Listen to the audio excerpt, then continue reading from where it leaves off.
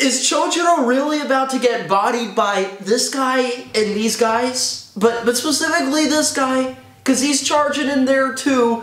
I mean, I don't know what to think about Chojuro. If anybody wants to draw parallels to Minato and how he sacrificed himself against the Nine-Tailed Fox, I want to stop you immediately because that is the most BS comparison anybody could ever make. One was a giant, massive chakra that culminated from extraterrestrial beings. The other are some random, like, characters that Studio Period drew in 5 minutes, like, oh, the new Seven Swordsmen of the Mist, ooh, spooky. They go into a basement, they steal a bunch of swords, and now they want to bring about some great revolution to a village that was never really even relevant like that. I mean, how many of us really consider the Hidden Mist Village a relevant village after the Land of Waves arc? There's a reason all of their relevant ninja ended up leaving the village, because the village sucked, and they're trying to act as if the village is this amazing thing, or it was this amazing thing at one point in time. Let's bring it back to the good old days. Yeah, when everybody got slaughtered and your good members of the village ended up leaving, and by good members I mean powerful members, they don't necessarily have to be good.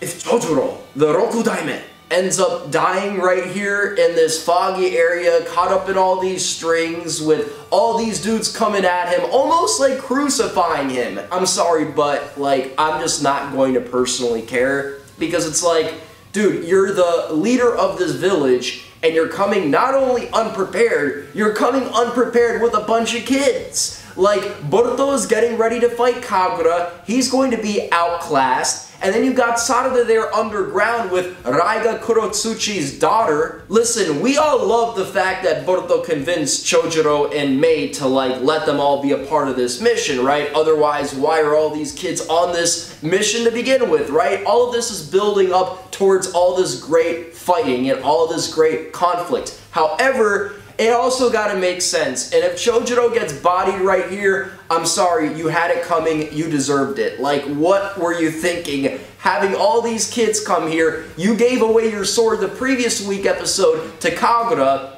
and again, if you get bodied right here by all these random dudes, by this specific dude, all I could say is you'll probably go down as someone we'll never really remember and someone who never really should have became the Mizukage in the first place. I mean, geez, if Chojuro knew he was gonna come this unprepared for whatever reason, because maybe he thought he was just dealing with a bunch of random thugs who, again, stole all these swords, which is partially true. Like, it's a bunch of random thugs who stole these swords, but it's those swords. You know what I mean? It's like the 7 ninja weapons. Like, these 7 ninja swords are like some of the strongest weapons in the entire series, across hundreds of episodes. If he knew he was coming like this, putting all these kids in danger, you might as well had Mei Terumi step out of irrelevancy, take the Mizukage spot once again, and start just incinerating these dudes in flames. Because that would have been a whole lot more epic, and that would have made a whole lot more sense. Now, I loved it how manipulative Boruto was in this week's episode. He's partially responsible for why Chojuro is in the predicament that he's in, because I have a feeling Chojuro would have came with a completely different mentality. He would have been a lot more serious coming at these kids, quote unquote, had it not been for Boruto telling him, like, it's just a bunch of kids fighting kids,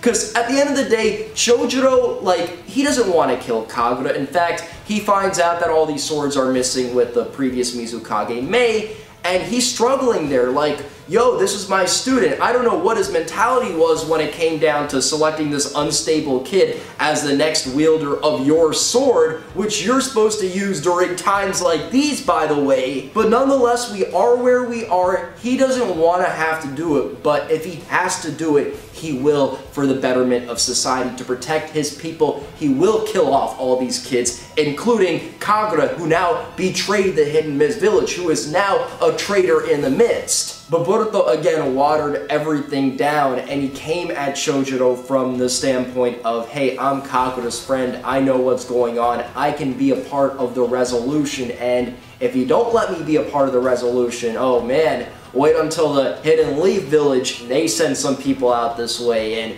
next thing you know, Chojuro is getting bopped, and there's a new Mizukage in place. Like, Boruto, you are you are a scumbag, man. Like, you are so manipulative. Frick. You could tell Naruto from part 1 would have never come at a Kage from that angle. Not because he doesn't have the guts or the bravery to do that, but because he's just not smart enough. He's not that manipulative. Like, Boruto, man, he's a lot smarter, he's a lot more witty. Touching up really quickly on Kagura's motives, we are understanding him more and exactly why he is doing what he is doing. Basically, it's that Shizuma Hoshigaki, who, by the way, I don't believe is going to be the most important member of these new Seven Swordsmen, right? He believes that Shizuma is the only one who accepts him the way he is. And all I've got to say to that is, like, this episode is literal proof that that's not true. Because if you accept someone for the way they are, you're not going to use their weakest spots to convince them to do the things you want them to do. And that's exactly what Shizuma was doing. Hey, Kagura, we're gonna turn this Mist Village into something you could be proud of, remember? I will always protect you.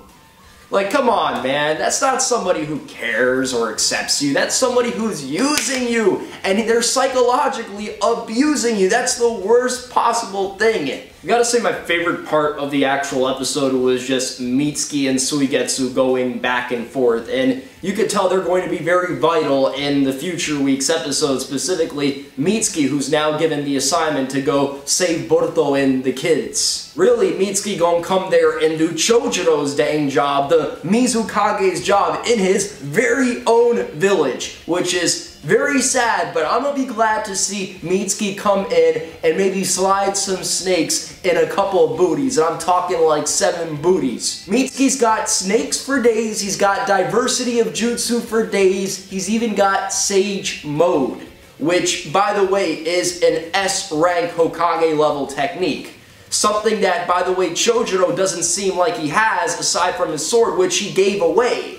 And he came here with like a regular sword. Like, how is he gonna escape from the situation by himself? And if he does, they've got some explaining to do, because it's like, Chojuro does a jutsu that he's never used before. It's like, when did he learn that? Why didn't he use that in the past? So it really does feel like either Chojuro got nerfed or he sucked all along without that sword of his. Either way, he's a terrible Mizukage. I love that how Ino, Jin, and Shigadai got caught spying. I swear, when I was watching that, I'm like, how is Mitsuki not realizing that there's someone spying on him? Because he has, like, extrasensory abilities. But then, like, you know, a couple seconds later, you've got Suigetsu there ready to shoot, like, 2 water bullets into their head, and I'm like, okay, so they figured it out pretty early on, and they just didn't care. We do get some inklings of information, so Suigetsu's loyalties, where do they lie? Are they with Orochimaru? Are they with the Hidden Mist Village? So Suigetsu is still with Orochimaru, right? However, he's not involved in the Hidden Mist Village anymore, in the sense that he doesn't really care what goes on. He doesn't care if the Hidden Mist Village is that tourist center for other people to come and, you know, engage in commerce. He doesn't care if it's the Bloody Mist Village. If this revolution takes place, he probably wouldn't really do much to change anything. He just wants his dang sword. Although Suigetsu cares enough about Mitsuki, it seems, as Orochimaru's treasure, to where he doesn't want things to be problematic for him and all the other kids, right? And what do I mean by that?